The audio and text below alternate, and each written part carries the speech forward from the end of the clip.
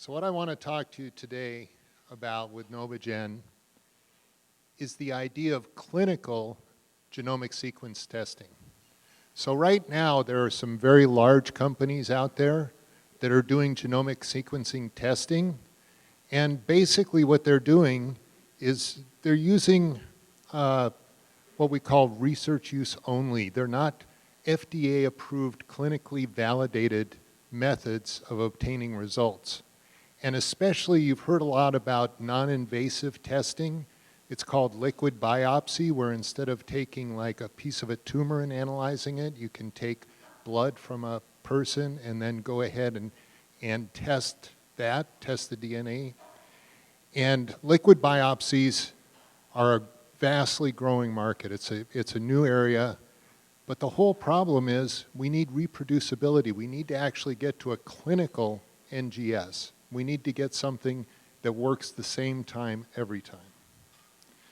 So that's our approach, clinical NGS.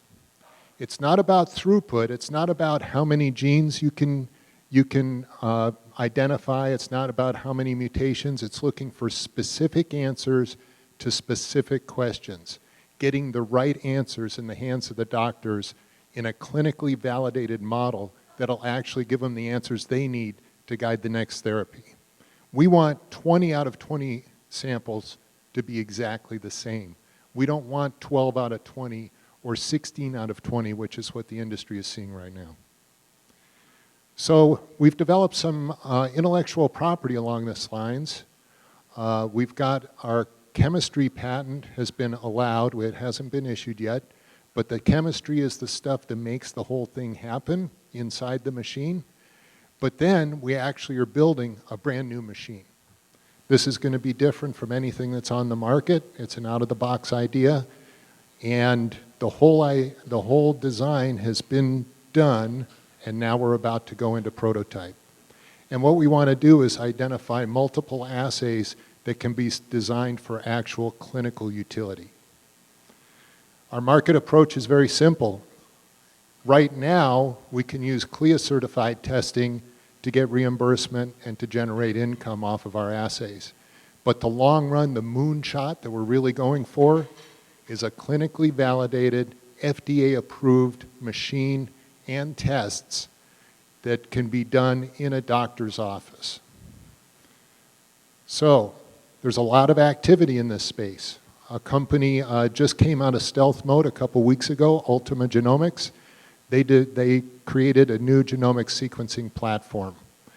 They came out of stealth with $600 million in their pocket. That's pretty nice. Singular Genomics also created a new genomic sequencing platform. They IPO'd last year at $258 million. Grail is in the liquid biopsy business. They were acquired by Illumina for over $7 billion. So there's a lot of money being spent in this area. What we want to do is heal more people. We want to be the FDA-regulated go-to testing device in the clinic for people that are suffering from various diseases.